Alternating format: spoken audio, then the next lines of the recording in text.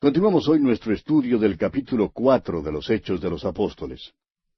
Y en nuestro programa anterior comenzamos a considerar el poder del Espíritu Santo. Y quisiera hoy leer una vez más los versículos 23 y 24 de este capítulo 4 de los Hechos. Y puestos en libertad, vinieron a los suyos y contaron todo lo que los principales sacerdotes y los ancianos les habían dicho.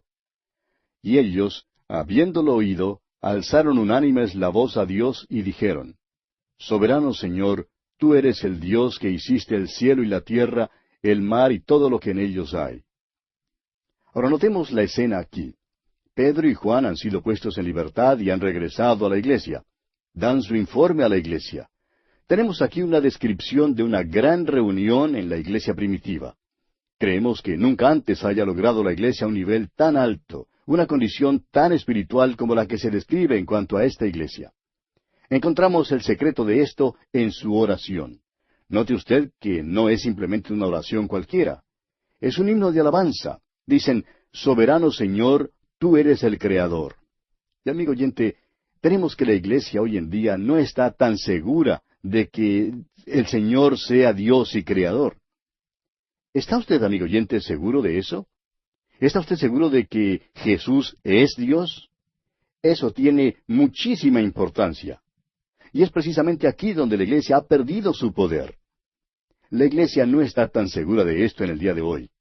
Y es por eso que la iglesia ha perdido su impacto y ha perdido su poder. La iglesia de hoy en día parece que solo habla de métodos, empleando esa artimaña o aquella estratagema, para poder así atraer a más gente y llenar sus templos. Pero lo que resulta, amigo oyente, es que las iglesias, en muchos casos, no son más que clubes religiosos. La iglesia ya no puede cumplir la misión de transmitir el poder espiritual. La iglesia primitiva, en cambio, estaba segura de que Jesús es Dios. Notemos ahora que estos creyentes aquí citan una porción del Salmo 2. Leamos los versículos 25 y 26 de este capítulo 4 de los Hechos. Que por boca de David tu siervo dijiste: ¿Por qué se amotinan las gentes y los pueblos piensan cosas vanas? Se reunieron los reyes de la tierra y los príncipes se juntaron en uno contra el Señor y contra su Cristo. El Salmo 2 comenzó a cumplirse cuando crucificaron a Jesucristo. El odio contra Jesús y contra Dios se ha estado amontonando por los siglos durante más de 2000 años. Y cual pelota de nieve ha estado acumulando más y más tamaño e ímpetu. Por fin se romperá en un poderoso crescendo sobre esta tierra en la rebelión final del hombre contra Dios. Continuemos con los versículos 27 hasta el 30 de este capítulo 4 de los Hechos. Porque verdaderamente se unieron en esta ciudad contra tu santo Hijo Jesús, a quien ungiste, Herodes y Poncio Pilato, con los gentiles y el pueblo de Israel, para hacer cuanto tu mano y tu consejo habían antes determinado que sucediera. Y ahora, Señor, mira sus amenazas, y concede a tus siervos que con todo denuedo hablen tu palabra, mientras extiendes tu mano para que se hagan sanidades y señales y prodigios mediante el nombre de tu santo Hijo Jesús. Esto en verdad es conmovedor, amigo oyente. Elevaron unánimes esta oración. Ahora no creemos que todos oraron al mismo tiempo. Estamos seguros que uno lo dirigió en oración y que los demás dijeron un amén. Ahora no oraron que cesara la persecución. Note usted que oraron que el Señor les diera valor para hablar la palabra de Dios. Y amigo oyente, aquella iglesia primitiva era diferente a la iglesia de hoy en día, y sus peticiones eran diferentes a las que elevamos en nuestras iglesias. Continuemos con el versículo 31. Cuando hubieron orado, el lugar en que estaban congregados tembló, y todos fueron llenos del Espíritu Santo, y hablaban con denuedo la palabra de Dios. Fue una condición de la iglesia la que hizo que esto fuera posible. Ahora el versículo 32 dice: Y la multitud de los que habían creído era de un corazón y un alma, y ninguno decía ser suyo propio nada de lo que poseía, sino que tenían todas las cosas en común. Desafortunadamente, amigo oyente, esta situación no duró mucho tiempo. La carnalidad entró muy pronto en la iglesia y debido al egoísmo y los celos tuvieron que abandonar esta práctica. Leamos ahora el versículo 33. Y con gran poder los apóstoles daban testimonio de la resurrección del Señor Jesús, y abundante gracia era sobre todos ellos. Note usted aquí que nuevamente cae el énfasis sobre la resurrección. Y amigo oyente, este es el corazón de la gran predicación evangélica. Leamos ahora los versículos 34 al 37, los versículos finales de este capítulo 4 de los Hechos de los Apóstoles. Así que no había entre ellos ningún necesitado, porque todos los que poseían heredades o casas las vendían y traían el precio de lo vendido, y lo ponían a los pies de los apóstoles, y se repartía a cada uno según su necesidad. Entonces José, a quien los apóstoles pusieron por sobrenombre Bernabé, que traducido es Hijo de Consolación, levita, natural de Chipre, como tenía una heredad, la vendió y trajo el precio y lo puso a los pies de los apóstoles. Ahora esta clase de vivir no podría realizarse por mucho tiempo, debido a la condición espiritual de la iglesia. Es una tontería decir que debemos poner esto en práctica en el día de hoy. Si tratáramos de hacer esto, resultaría en gran confusión. ¿Por qué? Porque primero, amigo oyente, es necesario un alto nivel espiritual. Y desafortunadamente no lo tenemos hoy en día. Seamos sinceros. Nos hace falta entrar en una relación más íntima con la persona de Jesucristo. Se nos ha presentado aquí a Bernabé, a quien conoceremos mejor al entrar en el capítulo 5 de los Hechos. Y en esta forma, pues, concluye nuestro estudio del capítulo 4. Ahora notamos, al llegar al capítulo 5, los resultados del gran sermón presentado por Simón Pedro. Y aquí en el capítulo 5 se nos presenta la primera defección en la iglesia primitiva. Y es seguida por la muerte de Ananías y Zafira. En el capítulo anterior, como ya dijimos, se nos presentó a un hombre llamado Bernabé. Y Bernabé estará entre nosotros nuevamente aquí en el capítulo 5. Él es uno de los maravillosos santos de la iglesia primitiva, un hombre de Dios y uno de los primeros misioneros. Él fue el primer compañero del apóstol Pablo. Juntos fueron a Galacia, una zona difícil, sin embargo, Dios bendijo su ministerio en ese lugar. Ahora este hombre aparentemente hizo una donación muy generosa a la iglesia, y toda la gente estaba hablando sobre eso. Tal vez él recibió mucha publicidad y cierta notoriedad debido a su generosidad. En la iglesia primitiva, los creyentes tenían todas las cosas en común, y esto revela el hecho de que ellos mantenían un alto nivel espiritual para poder hacer esto. Pero ahora tiene lugar esta defección, y revela por qué no podía continuar y no continuó. Simplemente por la naturaleza carnal que existe en la humanidad. Leamos pues el primer versículo de este capítulo 5 de los Hechos. Pero cierto hombre llamado Ananías, con Zafira su mujer, vendió una heredad. Es obvio que estaban imitando a Bernabé.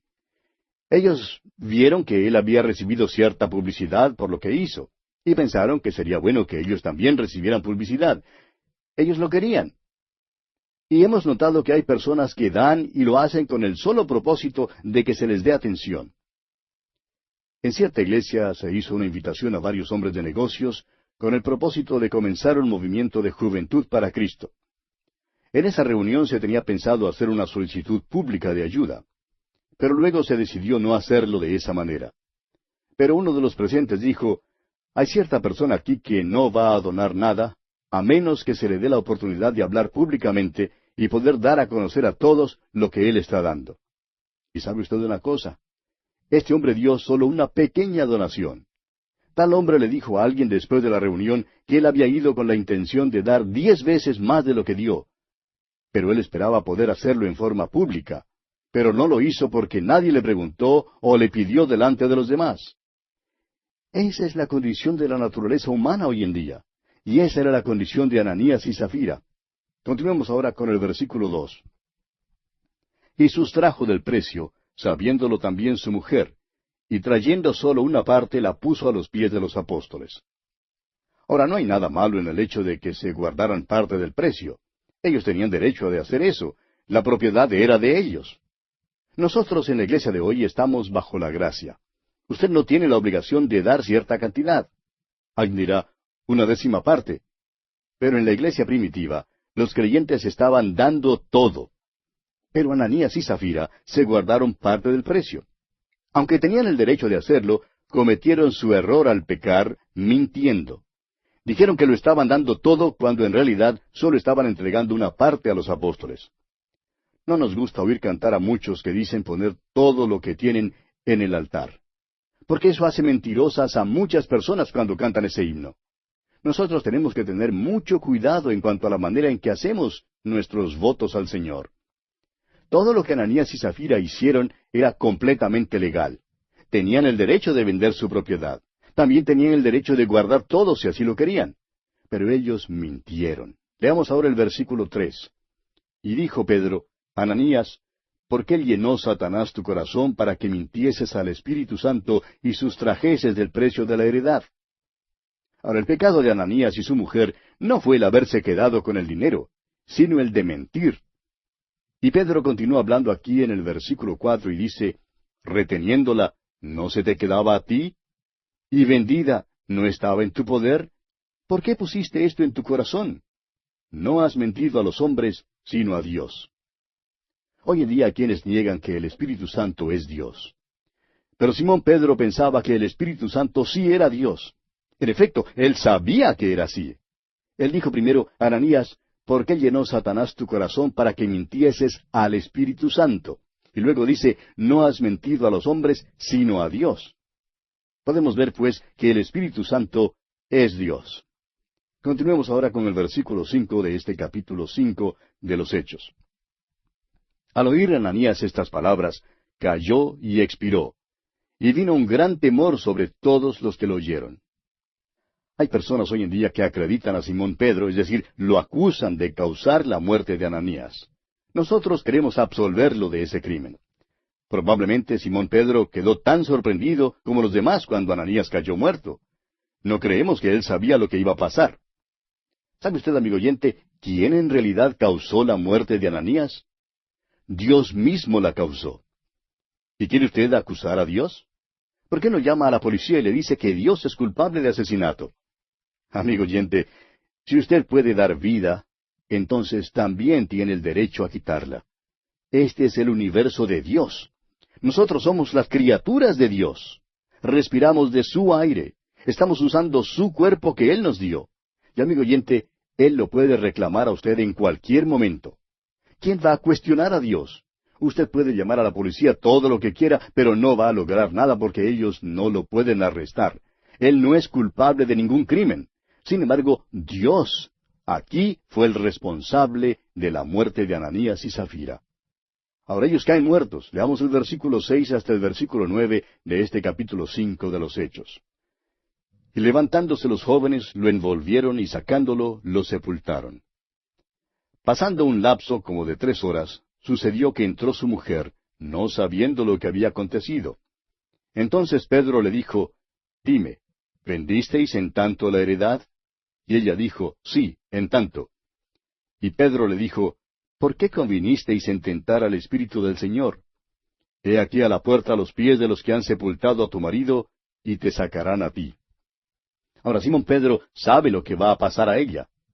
Él no sabía lo que le iba a pasar a Ananías, pero es fácil darse cuenta de lo que le pasará a Zafira.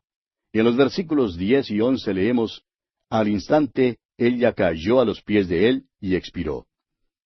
Y cuando entraron los jóvenes la hallaron muerta, y la sacaron y la sepultaron junto a su marido. Y vino gran temor sobre toda la iglesia y sobre todos los que oyeron estas cosas. Ahora, lo que a mí me sorprende es el hecho de que una mentira de esta naturaleza, como la que vivieron Ananías y Zafira, no podía existir en la iglesia primitiva. La iglesia era tan santa y tan espiritual que el mentiroso hacia Dios no podía pertenecer a ella. Eso es diferente a lo que tenemos hoy en día. Note usted también que Simón Pedro tenía un discernimiento espiritual que causaba admiración. Y esto, amigo oyente, también falta en el día de hoy.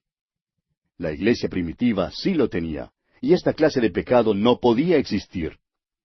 Ahora, si los que mintieron a Dios en nuestros días cayeran muertos en nuestras iglesias, pues tendríamos muchos entierros entre nosotros. Las empresas funerarias estarían haciendo muy buen negocio. Pero hoy los mentirosos escapan. La peor clase de hipócritas se puede hallar en las iglesias en estos días. No tienen interés en asistir a los estudios bíblicos durante la semana, ni les gusta lo que hemos descubierto, pero pueden existir en la iglesia y lo hacen.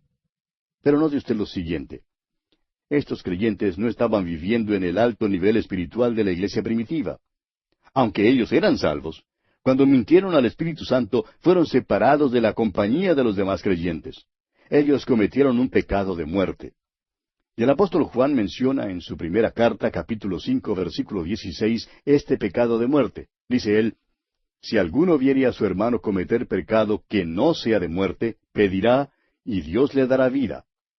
Esto es, para los que cometen pecado que no sea de muerte. Hay pecado de muerte por el cual yo no digo que se pida. Ananías y Zafira, pues, cometieron ese pecado. Ahora, lo sorprendente es que este pecado no podía existir en la iglesia primitiva. Había una santidad de vida en la iglesia, y Pedro se sorprendió como los demás cuando Ananías cayó muerto. Y el poder continuaría en la iglesia primitiva, y las multitudes serían salvas.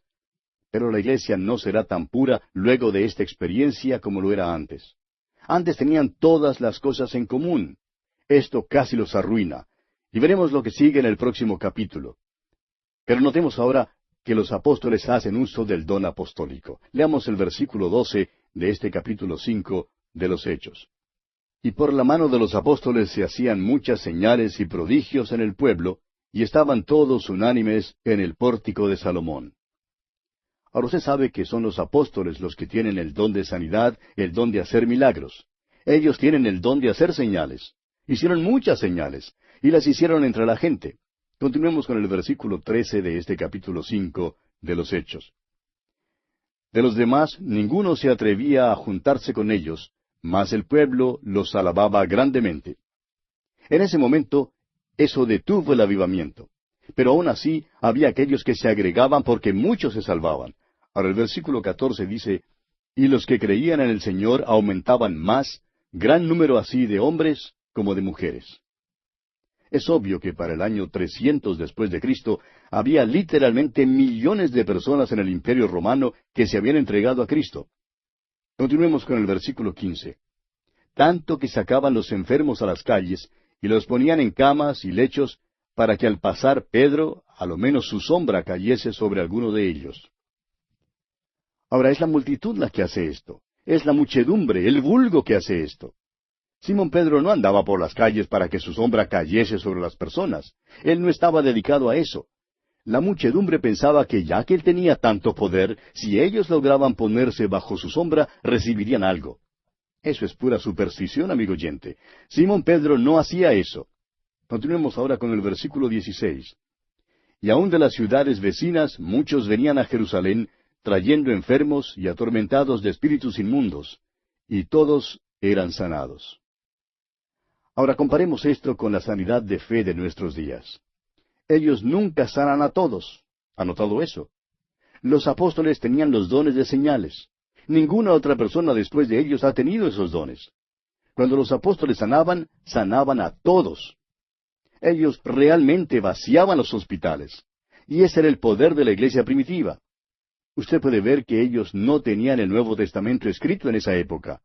En nuestra era tenemos un libro escrito, y la autoridad descansa ahora en los apóstoles. El apóstol Pablo dice que la iglesia ha sido edificada sobre Jesucristo. Él es la piedra angular y sobre los apóstoles. Ellos fueron testigos de estas cosas. En su carta a los Efesios, capítulo 2, versículo 20, el apóstol Pablo dice, edificados sobre el fundamento de los apóstoles y profetas, siendo la principal piedra del ángulo, Jesucristo mismo. Puede usted pues observar a los apóstoles haciendo uso de esos dones. Ahora, volviendo al capítulo 5 de los Hechos, leamos el versículo 17. Entonces, levantándose el sumo sacerdote y todos los que estaban con él, esto es, la secta de los saduceos. Usted puede notar ahora que los saduceos todavía están al frente de la persecución. Recuerde que los fariseos fueron los que dirigieron la persecución contra el Señor Jesús. Pero fueron los saduceos los que dirigieron la persecución contra la iglesia primitiva. Continuemos con la segunda parte del versículo 17 y leamos también el versículo 18. Se llenaron de celos y echaron mano a los apóstoles y los pusieron en la cárcel pública. Los apóstoles son arrestados por segunda vez y puestos en la cárcel. Ahora nota lo siguiente. Mas un ángel del Señor, en el versículo 19, mas un ángel del Señor, no dice el ángel del Señor. el ángel del Señor en el Antiguo Testamento no era otro que el mismo Jesucristo antes de su encarnación. Pero ahora Él es hombre en la gloria. Él está a la diestra de Dios y es quien está haciendo todo esto. Eso es lo importante que hay que notar. Y hoy Él tiene las manos y los pies paralizados porque en este mundo la iglesia no está actuando por Él. Permítanos decirle, amigo oyente, que Él quiere moverse a través de su iglesia, y Él quiere obrar a través de usted y de mí, si es que lo dejamos. De modo que notemos que es un ángel del Señor. Continuemos con los versículos 19 al 23 de Hechos capítulo 5. Mas un ángel del Señor, abriendo de noche las puertas de la cárcel y sacándolos, dijo, Id, y puestos en pie en el templo, anunciad al pueblo todas las palabras de esta vida. Habiendo oído esto, entraron de mañana en el templo y enseñaban. Entretanto, vinieron el sumo sacerdote y los que estaban con él, y convocaron al concilio y a todos los ancianos de los hijos de Israel, y enviaron a la cárcel para que fuesen traídos. Pero cuando llegaron los alguaciles, no los hallaron en la cárcel. Entonces volvieron y dieron aviso, diciendo, Por cierto, la cárcel hemos hallado cerrada con toda seguridad, y los guardas afuera, de pie, ante las puertas. Mas cuando abrimos, a nadie hallamos dentro. Y amigo oyente, eso mismo ocurrió en la resurrección de Jesucristo. La piedra no fue corrida para que Él pudiera salir. Él ya había salido cuando se corrió la piedra que tapaba la entrada de la tumba. La piedra se corrió para dejar entrar a aquellos que estaban afuera, como ocurrió aquí en esta ocasión. Y bien, vamos a detenernos aquí, amigo oyente, porque nuestro tiempo ha tocado ya a su fin. Continuaremos, Dios mediante, en nuestro próximo programa.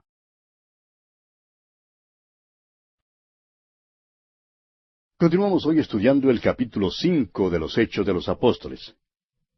Y en nuestro programa anterior vimos cómo los apóstoles habían sido arrestados por segunda vez y puestos en la cárcel, pero que un ángel del Señor, no el ángel del Señor, sino un ángel del Señor, los había sacado de la cárcel y les había dicho que fueran al templo y anunciaran al pueblo todas las palabras de esta vida, lo cual ellos, obedientes, hicieron. Y al otro día, cuando el sumo sacerdote y los que estaban con él se reunieron en concilio y enviaron a los alguaciles a que trajeran a los apóstoles de la cárcel, fueron, pero no los encontraron en la cárcel. Y entonces volvieron y dieron aviso diciendo que habían encontrado la cárcel ciertamente cerrada con toda seguridad y los guardas afuera de pie ante las puertas, pero que cuando habían abierto no habían encontrado a nadie adentro. Y dijimos que eso mismo había ocurrido en la resurrección de Jesucristo. La piedra no fue corrida para que el Señor Jesús saliera. Él ya había salido cuando se corrió la piedra que tapaba la entrada de la tumba. La piedra se corrió para dejar entrar a aquellos que estaban afuera, como ocurrió aquí en esta ocasión con los apóstoles. Continuemos hoy leyendo los versículos 24 al 26 de este capítulo 5 de los Hechos.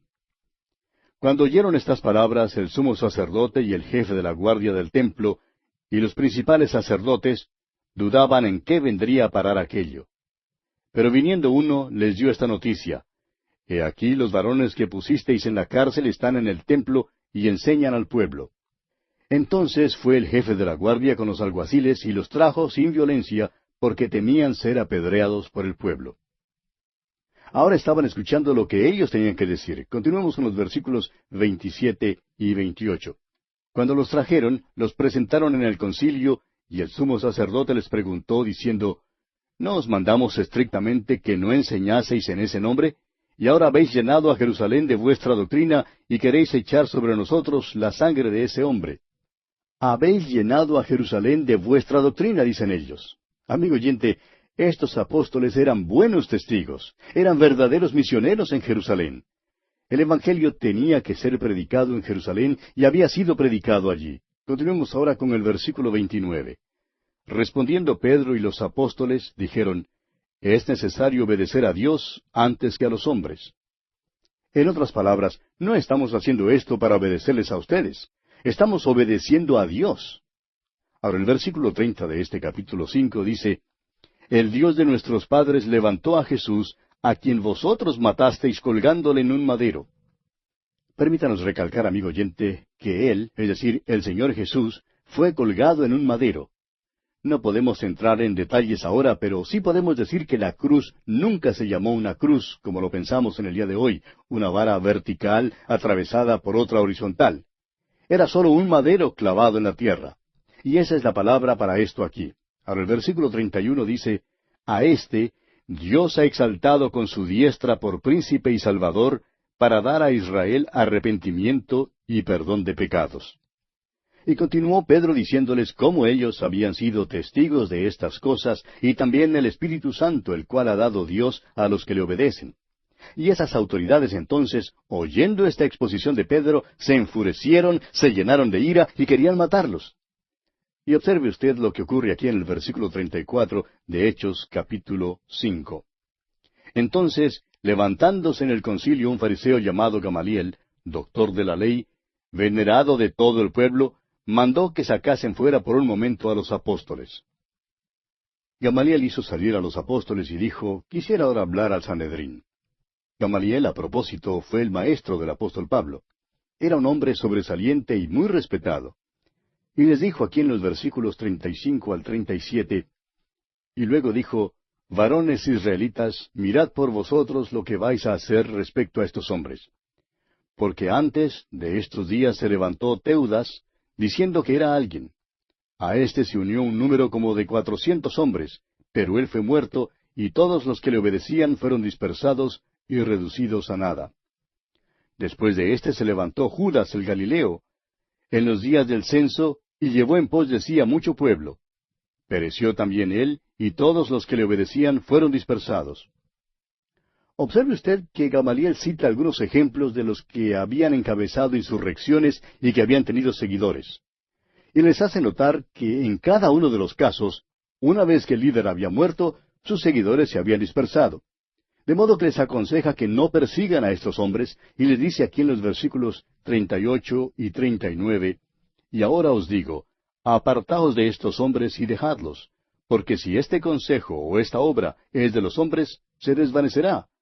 Mas si es de Dios, no la podréis destruir. No seáis tal vez hallados luchando contra Dios.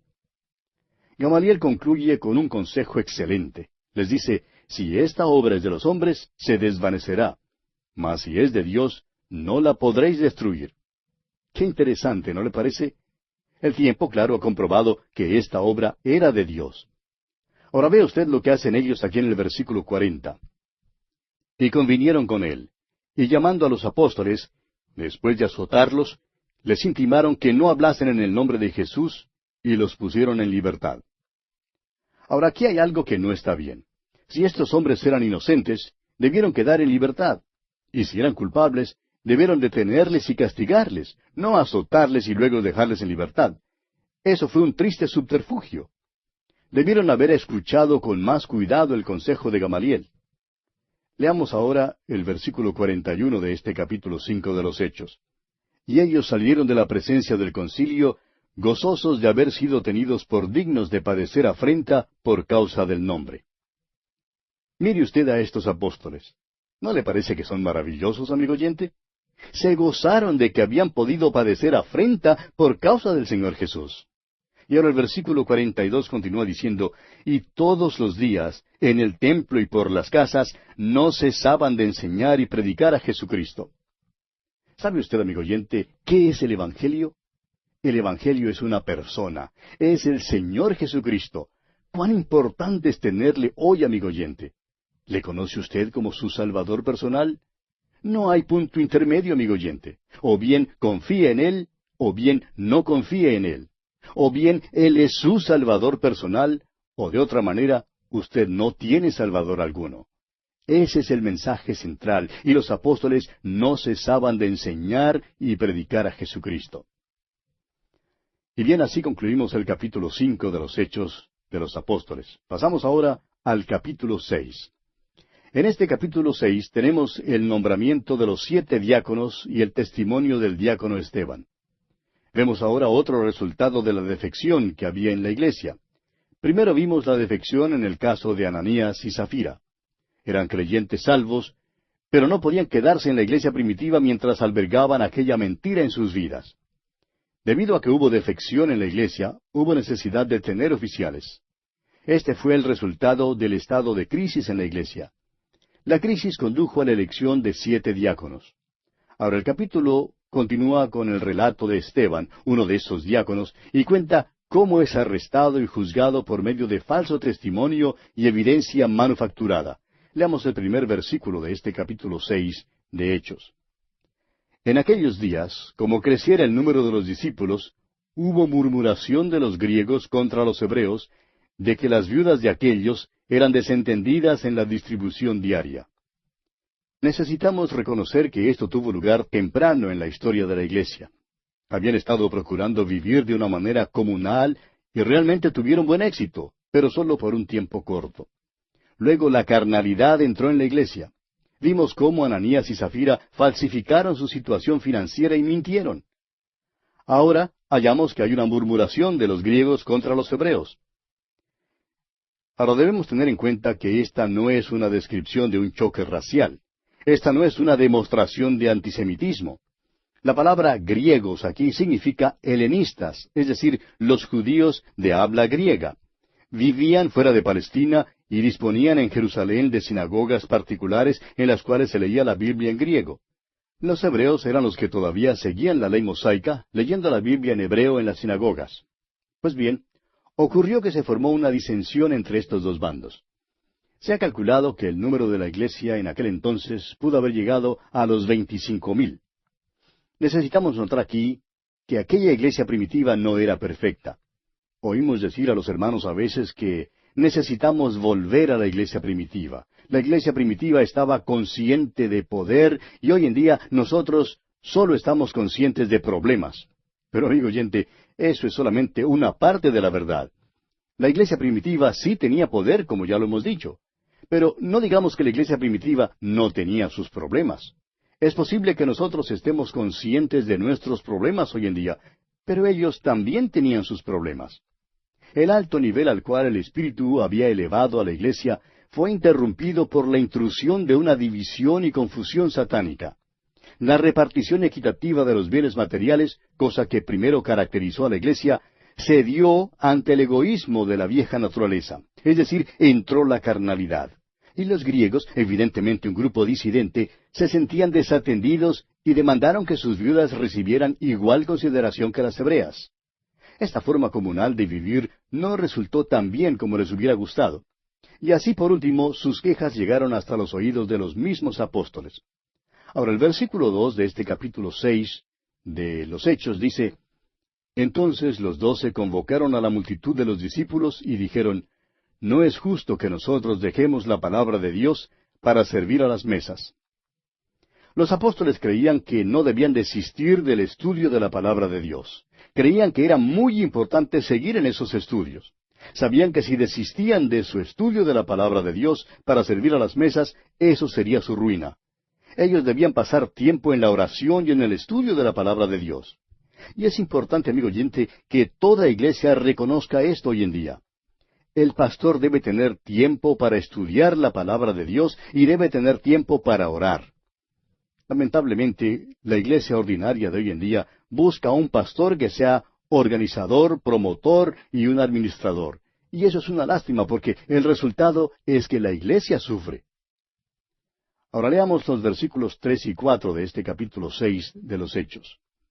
Buscad pues, hermanos de entre vosotros, a 7 varones de buen testimonio, llenos del Espíritu Santo y de sabiduría, a quienes encarguemos de este trabajo.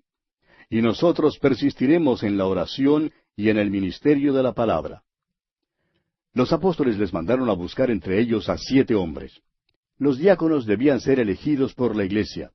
Tuvieron que ser nombrados debido a la crisis que se había presentado. Los apóstoles creían que era importante que ellos no se encargaran de este detalle para poder así dedicarse más a la oración y al ministerio de la palabra de Dios. Ahora fíjese usted en los requisitos de estos 7 hombres que, como veremos, van a asumir el cargo de la distribución diaria. Y tememos que estos requisitos sean olvidados en la iglesia ordinaria de hoy en día, cuando los diáconos son elegidos.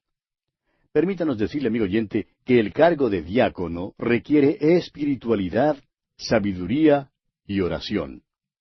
Estos hombres tenían que ser hombres de buen testimonio. Su testimonio tenía que ser indisputable.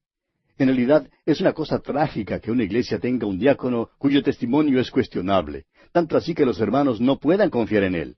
Tal hombre no debe servir como diácono. Estos hombres, pues, debían ser llenos del Espíritu Santo. No debían ser llenos de vino, sino llenos del Espíritu Santo, como dice el apóstol Pablo en su carta a los Efesios, capítulo 5, versículo 18. Además, debían ser hombres llenos de sabiduría. Debían ser espirituales y capaces de hacer una aplicación de la verdad espiritual. Eso era de suma importancia. Es que el hecho de que asumieran el cargo de la distribución diaria propende a darles una vista desproporcionada de las cosas.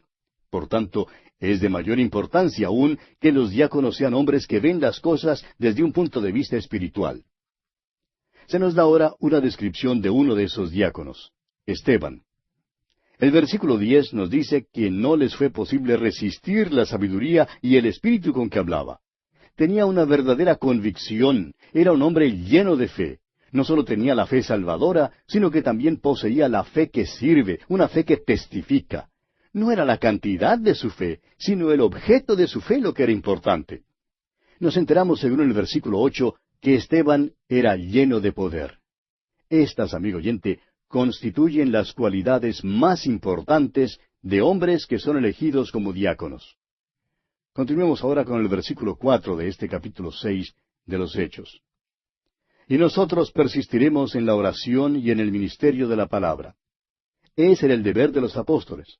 Ahora los versículos 5 y 6 dicen, agradó la propuesta a toda la multitud, y eligieron a Esteban, varón lleno de fe y del Espíritu Santo, a Felipe, a Prócoro, a Nicanor, a Timón, a Parmenas, y a Nicolás, prosélito de Antioquía, a los cuales presentaron ante los apóstoles, quienes orando les impusieron las manos. No podemos decirle más en cuanto a los últimos 5 hombres que se mencionan aquí, ya que no son mencionados más en la Biblia. En cambio, veremos que los primeros 2, Esteban y Felipe, serán mencionados nuevamente al seguir nuestro estudio del libro de los Hechos. Todos estos fueron hombres sobresalientes en la iglesia primitiva. Fueron hombres que sirvieron como diáconos en la iglesia primitiva y según los requisitos que ya vimos para tal oficio, sabemos que eran hombres espirituales. Ahora, amigo oyente, a veces parece que se le da un aspecto muy ceremonial y misterioso y aún casi mágico a esto de la imposición de manos. Muchos creen que produce algún poder espiritual.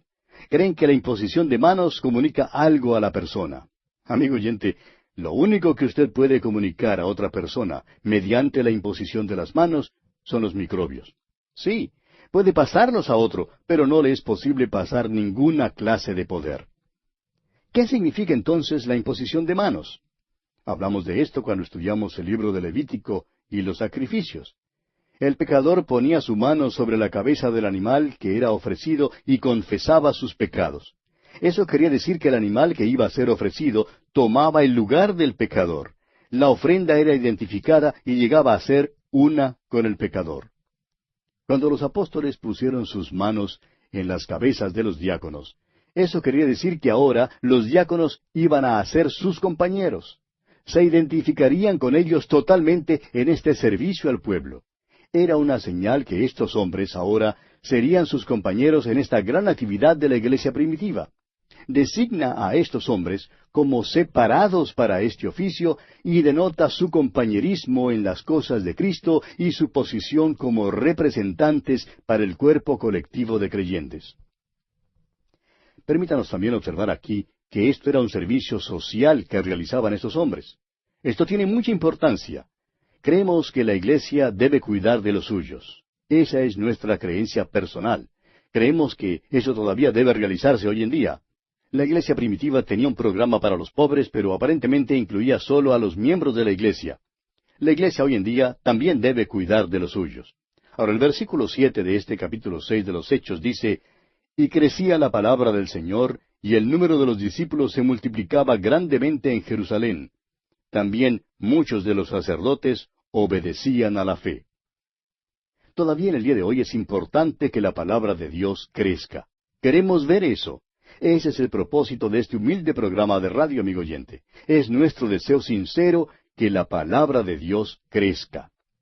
Ahora no pasemos por alto la última parte de este versículo que dice, también muchos de los sacerdotes obedecían a la fe. Es decir, muchos de los sacerdotes judíos se convirtieron al Señor. Es seguro que algunos de ellos estaban sirviendo en el templo cuando el velo se rasgó en dos, en el momento en que Jesucristo murió en la cruz del Calvario, ¿recuerda usted? Y ahora se han convertido a Cristo. Consideremos ahora el testimonio del diácono Esteban.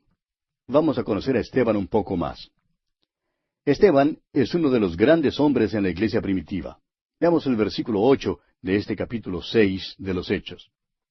Y Esteban, lleno de gracia y de poder, hacía grandes prodigios y señales entre el pueblo. Al parecer, estos diáconos se unen hasta ser uno con los apóstoles en cuanto al ejercicio de los dones junto con las señales. Han sido traídos a una posición singular.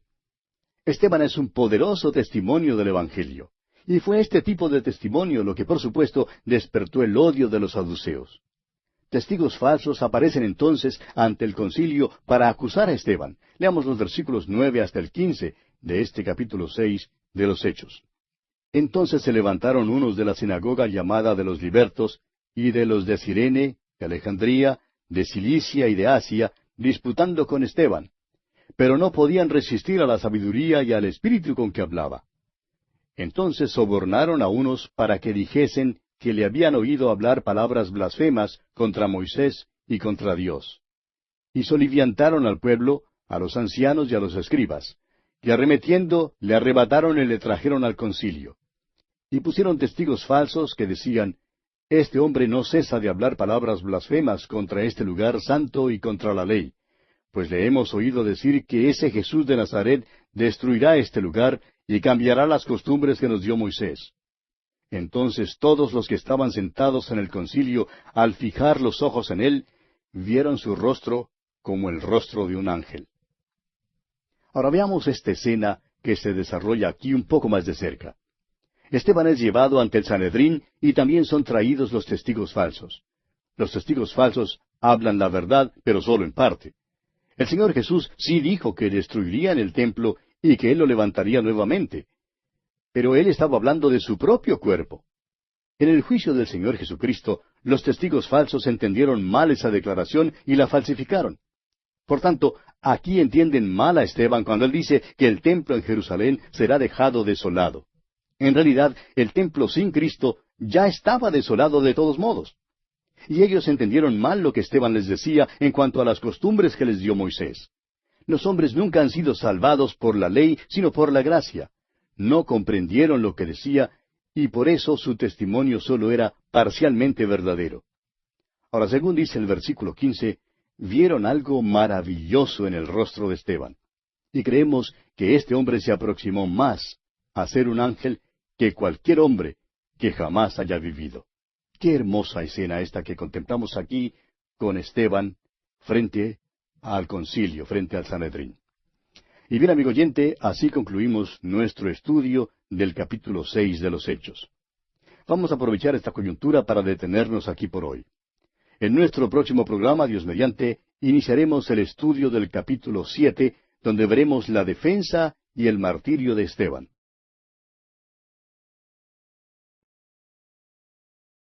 Continuando hoy nuestra marcha por el libro de los Hechos, llegamos al capítulo 7. En este capítulo tenemos la defensa de Esteban y su martirio.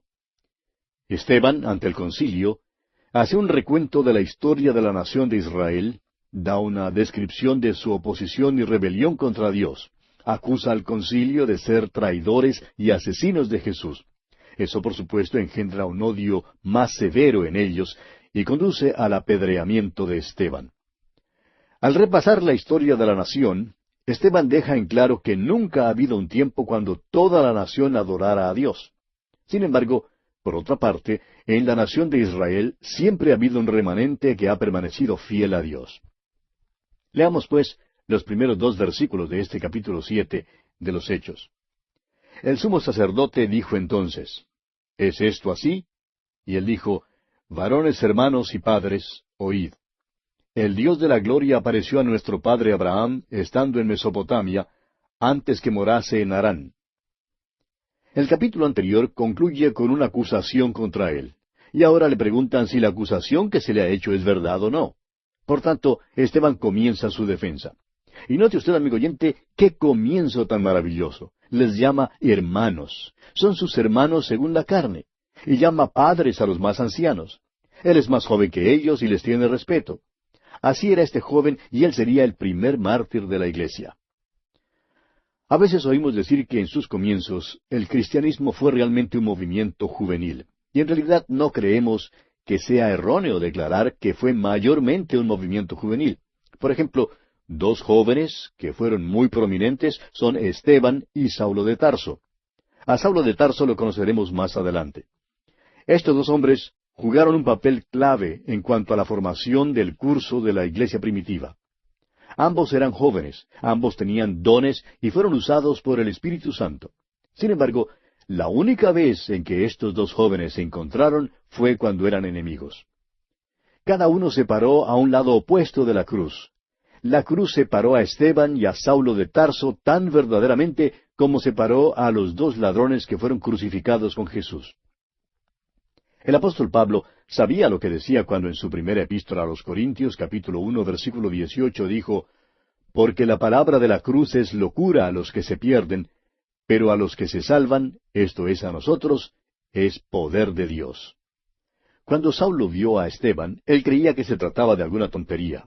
Creía al comienzo que Esteban era algún loco, pero ya hablaremos de esto más adelante. Esta defensa de Esteban aquí constituye un golpe maestro. Él hace un recuento de la historia de la nación, comenzando con Abraham. Allí es donde comienza la historia de la nación de Israel. No va más atrás de Abraham. Usted encontrará lo mismo en el Evangelio según San Mateo. Este libro escrito a la nación de Israel traza la genealogía de Jesucristo hasta Abraham.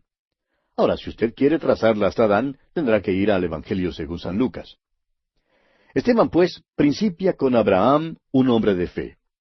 Y aunque en esta historia encontramos la oposición y la rebelión de la nación contra Dios, siempre quedaba un grupo de creyentes, es decir, un remanente.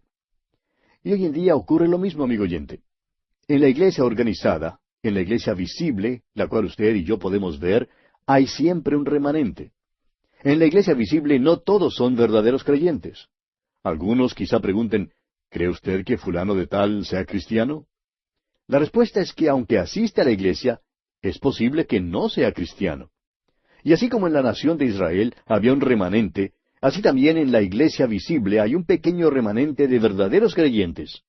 Eso todavía es cierto aún en el día de hoy. Abraham fue un hombre de fe, creyó a Dios y obedeció a Dios. La fe siempre conduce a la obediencia. Esteban comienza su discurso con Abraham cuando vivía en Mesopotamia en el valle del Tigris, Éufrates. Ese fue el lugar del pueblo natal de Abraham. Fue allí donde Dios lo llamó. Leamos ahora el versículo 3 de este capítulo 7 de los Hechos. Y le dijo, «Sal de tu tierra y de tu parentela, y ven a la tierra que yo te mostraré». Dios llamó a Abraham a salir de su hogar porque era un lugar de idolatría. Ahora los versículos 4 y 5 dicen, «Entonces salió de la tierra de los caldeos y habitó en Harán, y allí, muerto su padre, Dios le trasladó a esta tierra, en la cual vosotros habitáis ahora. Y no le dio herencia en ella, ni aun para asentar un pie, pero le prometió que se la daría en posesión, y a su descendencia después de él, cuando él aún no tenía hijo». Como ya dijimos, Esteban está presentando un relato de la vida de Abraham, y describe aquí el comienzo de la fe de Abraham. Dios le había prometido un hijo, y le había prometido también la tierra, pero no tenía ni lo uno ni lo otro. Sin embargo, Abraham creyó a Dios. Continuemos con los versículos 6 al 8 de este capítulo 7 de los Hechos. Y le dijo Dios así, que su descendencia sería extranjera en tierra ajena, y que los reducirían a servidumbre, y los maltratarían por 400 años. Mas yo juzgaré, dijo Dios, a la nación de la cual serán siervos, y después de esto saldrán y me servirán en este lugar. Y le dio el pacto de la circuncisión, y así Abraham engendró a Isaac, y le circuncidó al 8º día, e Isaac a Jacob, y Jacob a los 12 patriarcas. Y Esteban prosigue desde Abraham hasta el período patriarcal. Habla de los hermanos de José, quienes fueron motivados por envidia y odio. Cuenta cómo vendieron a José a la esclavitud en Egipto y cómo Dios venció y usó a José para salvarlos. Lo que tenemos realmente es la interpretación del Espíritu Santo del Antiguo Testamento. Eso es lo que hace que esta sección aquí sea una sección especialmente notable. Continuemos ahora con los versículos 9 hasta el 16. Los patriarcas, motivados por envidia, vendieron a José para Egipto, pero Dios estaba con él. Y le libró de todas sus tribulaciones, y le dio gracia y sabiduría delante de Faraón, rey de Egipto, el cual lo puso por gobernador sobre Egipto y sobre toda su casa. Vino entonces hambre en toda la tierra de Egipto y de Canaán, y grande tribulación, y nuestros padres no hallaban alimentos. Cuando oyó Jacob que había trigo en Egipto, envió a nuestros padres la primera vez, y en la segunda, José se dio a conocer a sus hermanos, y fue manifestado a Faraón el linaje de José.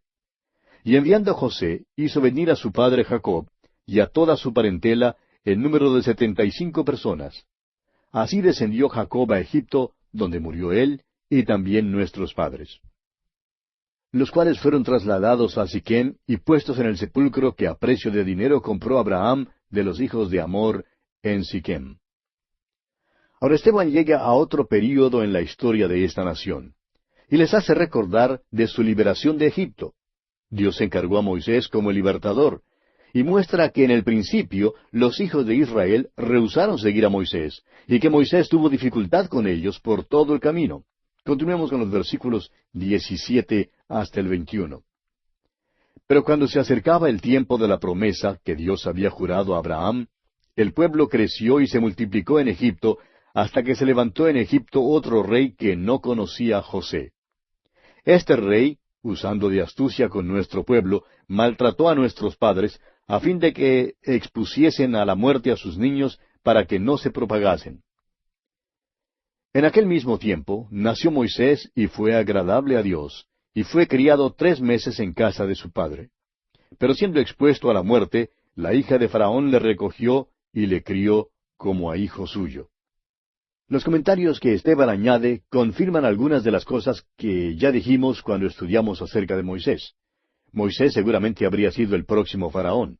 La hija de Faraón lo crió como su propio hijo. Es que Faraón no tenía hijos, y por tanto a Moisés le habría correspondido la sucesión del trono. Ahora el versículo 22 dice, «Y fue enseñado Moisés en toda la sabiduría de los egipcios, y era poderoso en sus palabras y obras». Moisés fue criado en medio de la sabiduría de los egipcios. La sabiduría de los egipcios no se menosprecia aún en este tiempo avanzado, cuando creemos que lo sabemos todo en cuanto a todo. Demasiadas veces faltamos en no atribuirle adecuadamente a los egipcios todo lo que ellos sabían. Habían desarrollado las matemáticas, la química, la ingeniería, la arquitectura y la astronomía. Todo a un punto muy excelente y admirable. Habían desarrollado estos campos de estudio de una manera que realmente era extraordinaria. Considere usted las pirámides, por ejemplo. Considere los colores que hallamos en las tumbas, colores que han permanecido brillantes durante siglos. Ellos eran verdaderos expertos en cuanto al embalsamamiento. También habían calculado la distancia al sol. Amigo oyente, los egipcios tenían una cultura altamente desarrollada y no eran ignorantes de ninguna manera. Moisés, pues, disfrutó de todas las ventajas de aquel entonces, siendo criado como hijo de la hija de Faraón. Fue enseñado en toda la sabiduría de los egipcios. Fue sobresaliente en todo. Pero hay otra cosa que quisiéramos añadir. A pesar de todo esto, él no estaba preparado para guiar al pueblo de Dios. Toda la sabiduría del mundo de aquel entonces no le capacitó apropiadamente para guiar al pueblo de Dios. Y de igual manera, toda la sabiduría que los hombres tienen hoy en día no es suficiente, amigo oyente, para que puedan comprender la palabra de Dios. Les es demasiado difícil. ¿Por qué? Porque como dice el apóstol Pablo en su primera carta a los Corintios, capítulo 2, versículo 14, «Pero el hombre natural no percibe las cosas que son del Espíritu de Dios, porque para él son locura, y no las puede entender, porque se han de discernir espiritualmente». Y aunque Moisés fue enseñado en la sabiduría de sus tiempos, no estaba listo para librar al pueblo de Dios. Por tanto, después de 40 años de sabiduría en Egipto, Dios lo puso en el desierto. y allí Dios lo preparó adecuadamente para ser el libertador.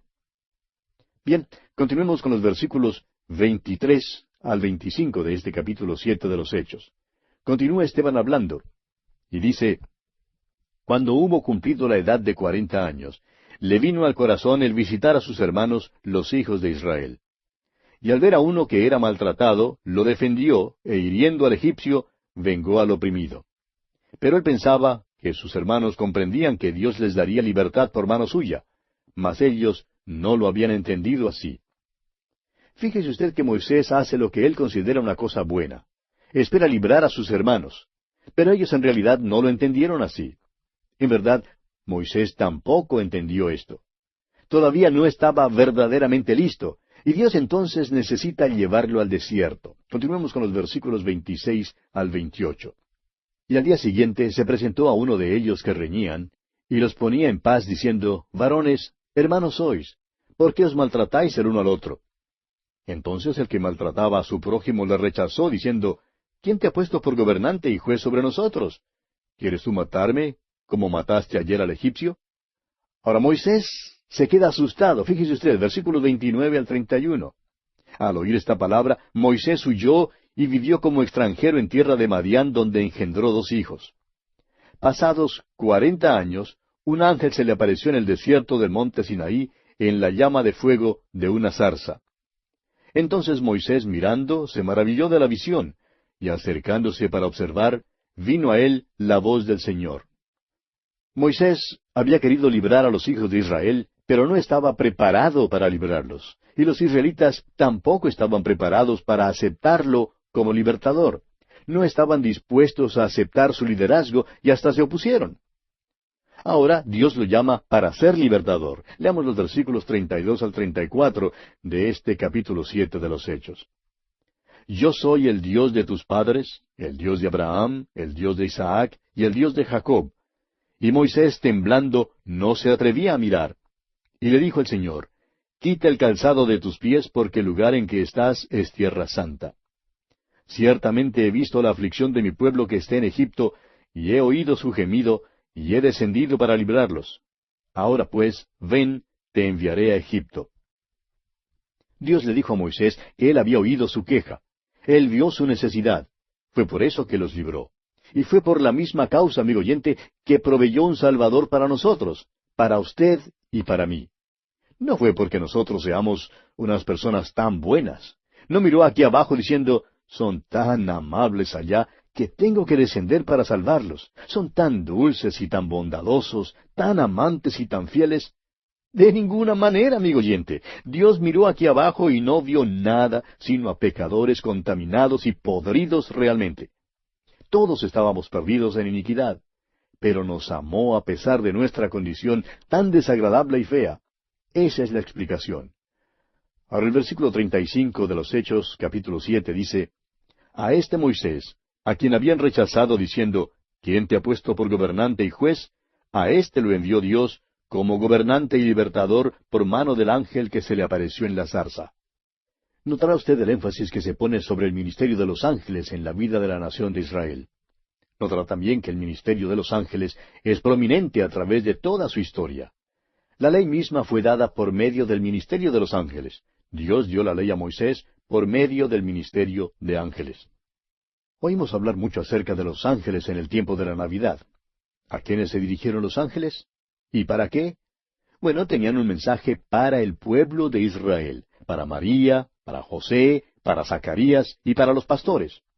Dios no está enviando mensajes por medio de los ángeles durante este período de la iglesia.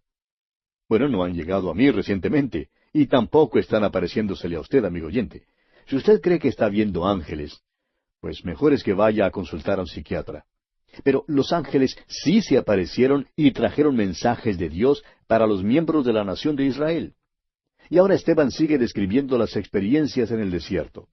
Continuemos con los versículos 36 al 39 de este capítulo 7 de los Hechos. Este los sacó, habiendo hecho prodigios y señales en tierra de Egipto, y en el mar Rojo, y en el desierto por 40 años.